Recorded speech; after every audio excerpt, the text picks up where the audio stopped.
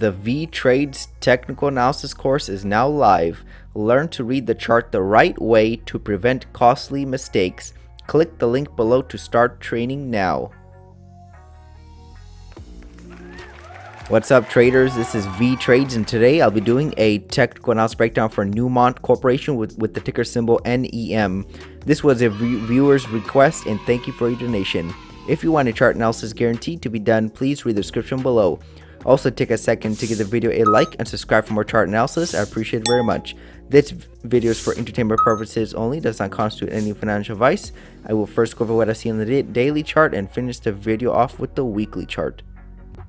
And here we have the daily chart for Newmont Corporation. You can see there was a major sell-off at the start of mid-April until now. We're pretty much trading at the bottom of the downtrend, which is a 50%, 51% drop thus far in about, looks like 154 days, 143 days. So a very short amount of time we had this large drop. You can see that when prices are below the EMA, we're going to be acting as resistance, and when prices are above the EMA, it could act as support. So right now this is definitely a downtrend, but is the downtrend ending? I do see a possible sign of weakness, and I'll go over the reasons why. So this was definitely the downtrend working lower, and you can see that when prices bounce from this side of the channel, we're supposed to come to this side. So prices did bounce over here, but we cannot come over here. So it looks like it's kind of weak, and we probably can get a break of this pattern.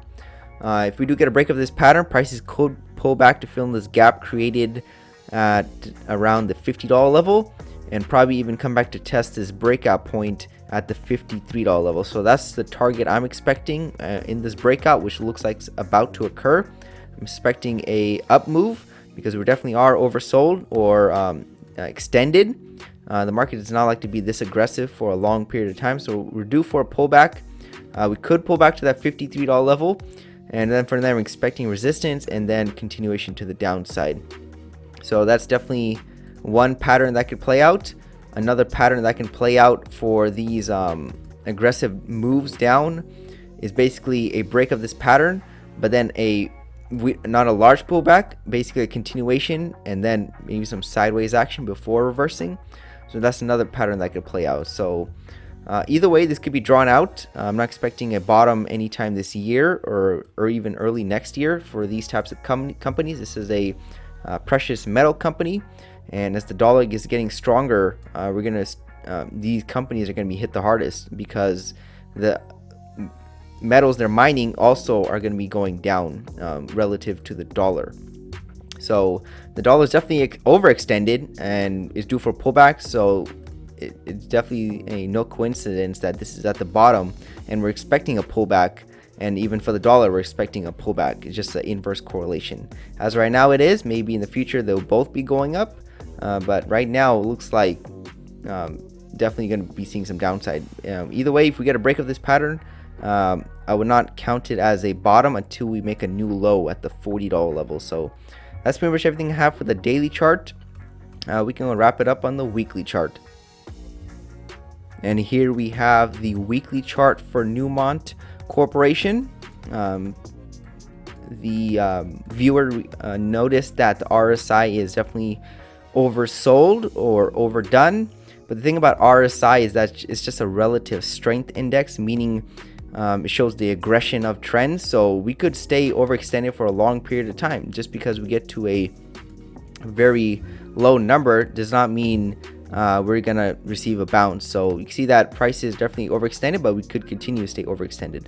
But the RSI definitely does work better in ranges, which we're definitely inside of. So whenever the RSI is low and we're ranging, then that's when it has more validity versus a trend. When for trending and the RSI is overbought, oversold, well, it could stay like that for a while. So again, you got to use price action even if you are using indicators. So let's go over the weekly chart. This is all the way back to pretty much 1988, where prices were trading at the $80 level, and you can see that it was a high right here at the $80 level in 1987, 1988. Looks like 87 actually, and prices today hit that level and found resistance at the same point. So it looks like this is a high point, and it looks like there's some strong support right around this $15 level. And the midline, which is pretty much the median price for this stock, looks to be about right around the $48, $50 level. So it looks like the high point is 80, the midpoint 48 to 50, and the low point 15. So basically traders are buying over here. Whenever it gets past the median point or a little bit higher, they're selling. They're buying over here, they're selling, they're buying over here, and they're selling. And the reverse also, they're selling once it gets here and they're buying back their stock here. So basically that's how this stock has been for decades, basically a range bound stock, which is not a buy and hold stock.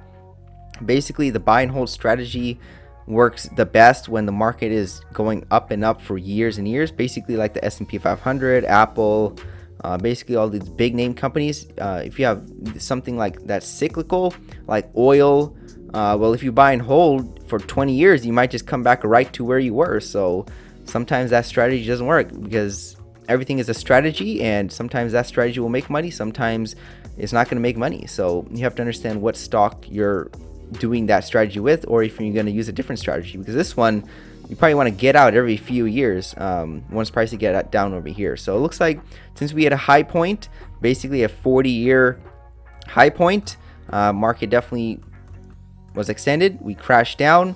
I'm expecting a pullback just briefly, and then continuation to the downside. It looks like we could be coming back to the $30 level because there's also some strong support there. If we break that $30 level, prices may want to come back down to the $15 level. So that's also something we gotta look for.